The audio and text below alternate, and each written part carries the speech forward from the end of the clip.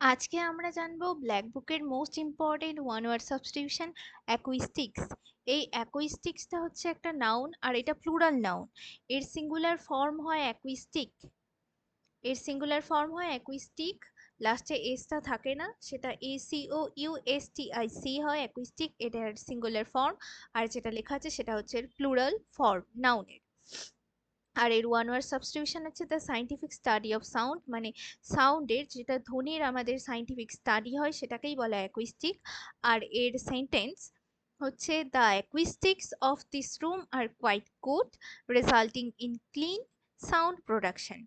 মানে এই যে ঘরের যে ধ্বনি বিদ্যারটা ভালো থাকার জন্য কি হয়, রেজাল্টিং মানে এর ফলে স্পষ্টভাবে সাউন্ডটা তৈরি হয়। যার এই সেন্টেন্সটার অর্থ তাহলে অ্যাকুইস্টিক্স মানেটা কি, অ্যাকুইস্টিক্স মানেটা হচ্ছে সায়েন্টিফিক স্টাডি অফ সাউন্ড।